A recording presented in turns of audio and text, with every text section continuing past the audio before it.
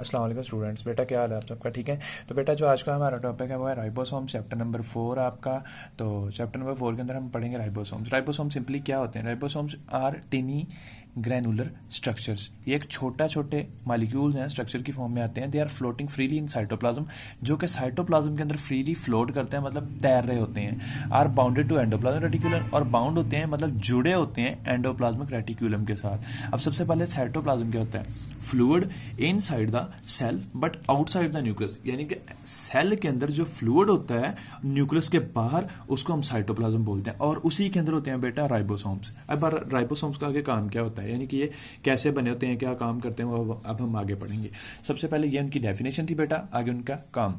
Ribosomes are made up of equal number of protein and RNA. Ribosome जो मिलके बने होते हैं, इनके पास उतनी ही प्रोटीन होती है, उतनी ही बेटा इनके पास राइबोसोमल आरएनए, यानी कि आरएनए से मुराद है कि राइबोसोमल आरएनए। ठीक है, ये राइबोसोम्स का आरएनए, यानी कि राइबोसोम जो इन्फॉर्मेशन लेके आता है इनके पास कॉपीज फॉर्म में।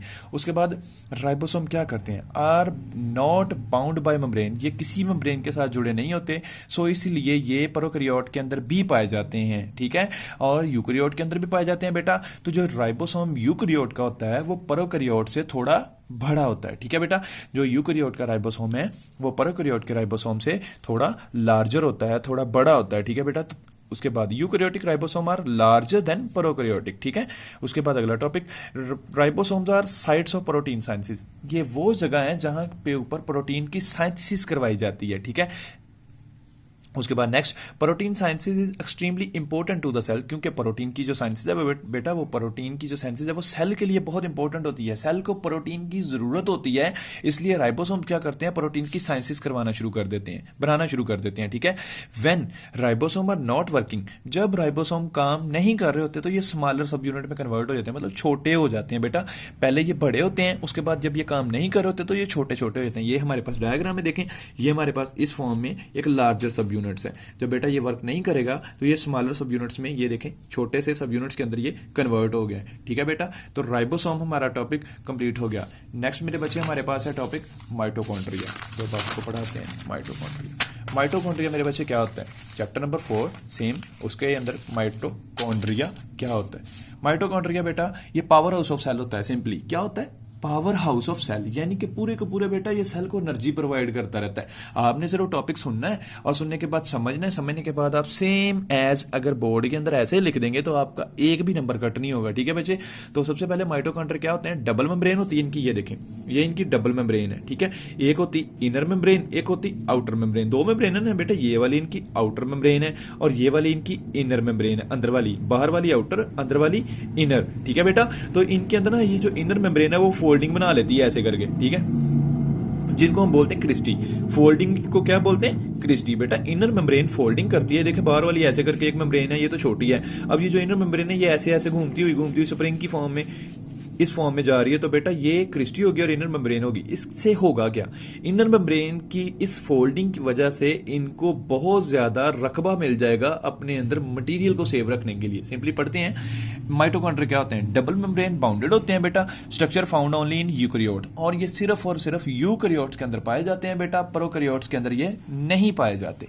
आगे, these are the sites of aerobic respiration. Aerobic से मुराद बेटा वो जगह जहां पे ऑक्सीजन की मौजूदगी में रेस्पिरेशन हो उसको एरोबिक, जहां पे ऑक्सीजन की गैर मौजूदगी में रेस्पिरेशन हो उसको एनएरोबिक। तो जहां पे ऑक्सीजन होगी, ऑक्सीजन मौजूद होगी, वहां पे इनकी रेस्पिरेशन के दौरान माइटोकॉन्ड्रिया मौजूद होंगे।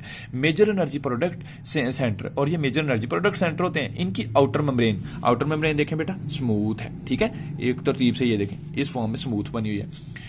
द साइट ऑफ एरोबिक, उसके बाद बेटा outer membrane is smooth but inner membrane make folding. ठीक है, इन फोल्डिंग जिसको हम क्रिस्टी बोल देते हैं। उसके बाद the cristae increase the surface area, cristae ने सरफेस एरिया बढ़ा दिया मेरे बच्चे। Which membrane bounded reaction can take place, जो कि एक मेम्ब्रेन बाउंडेड है और वहीं पे बेटा रिएक्शन हो रहे हैं। वहां पे क्या हो रहे हैं? इसी मेम्ब्रेन के अंदर, इसी जगह के अंदर रिएक्शन हो रहे होते हैं। ठीक है, तो बेटा ये हमारा था माइटोकॉन्ड्रिया। इससे पहले हमने पढ़ा राइबोसोम्स। नेक्स्ट हमारा टॉपिक है बेटा प्लास्टिड्स। प्लास्टिड्स क्या होते हैं? ठीक है बच्चे, तो नेक्स्ट जो टॉपिक है वो प्लास्टिड्स है। प्लास्टिड बेटा ये प्लांट्स के अंदर पाए जाते हैं क्योंकि ये कलर वगैरह प्रोवाइड करते हैं, प्लांट्स की पेटल, फ्लावर, ठीक है, फ्रूट, उनके अंदर ये पाए जाते हैं, ठीक है।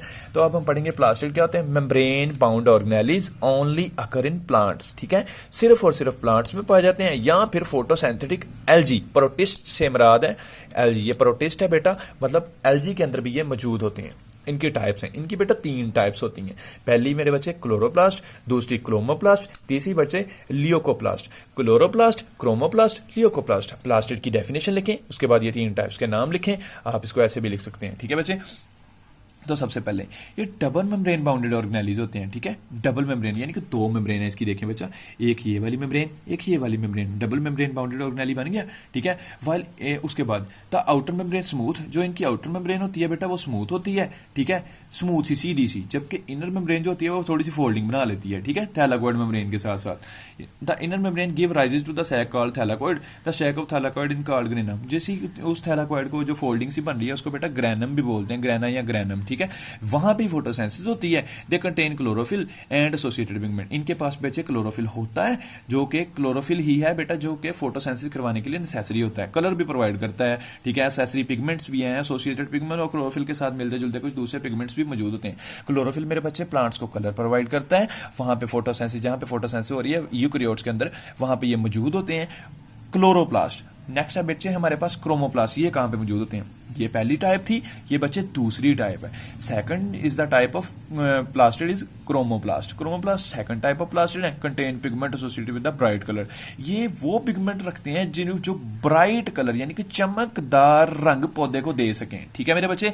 Colour and present in the cell of flower. देखें चमकदार कलर किस में होता है मेरे बच्चे, फ्लावर में होता है, या फिर बच्चे पेटल्स, फ्लावर के अंदर जो पेटल होती हैं, पत्तियां होती हैं बेटा, एक सेपल होती है, एक पेटल होती है। सेपल कहते हैं नीचे वाली साइड को फ्लावर को, पेटल कहते हैं पत्तियों को, ठीक है। फंक्शन इनका काम क्या है, give colour to the part of the help in the pollination. ये बेटा प्लांट्स को, फ्लावर को कलर प्रोवाइड करते हैं जो कि पॉलिनेशन के लिए बाद में हेल्पफुल साबित होता है। नेक्स्ट मेरे बच्चे हमारे पास है इनकी टाइप्स लियोकोप्लास्ट। लियोकोप्लास्ट बेटा तीसरी तरह की इनकी प्लास्टिड की टाइप है। ये कलरलेस होते हैं, इनका कोई कलर नहीं होता, ठीक है, ये कलरलेस होते हैं। ये वहां पे पाए जाते हैं जहां पे फूड स्टोर हो रही होती है, ठीक है बेटा। दोबारा से पढ़ते हैं, leucoplast third type of the plastid, they are colourless, store starch और स्टार्च को स्टोर कर लेते हैं। They are present in the cell of those part where food is stored. Starch को यानी कि ग्लूकोज को यानी कि एनर्जी को अपने अंदर स्टोर कर लेते हैं बेटा, और क्या करते हैं ये बेटा वहां पे पाए जाते हैं जहां पे बेटा खुराक स्टोर हो रही होती है। ये इनकी डायग्राम है, आप बुक से डायग्राम कर सकते हैं। तो मेरे बच्चे आज आपने पढ़ा प्लास्टिड, उसके बाद आपने पढ़ा राइबोसोम्स, माइटोकॉन्ड्रिया। तो मेरे बच्चे जो टॉपिक की आपको समझ नहीं आई आप उसके रिलेटेड क्वेश्चन कर सकते हैं। फी अमान अल्लाह।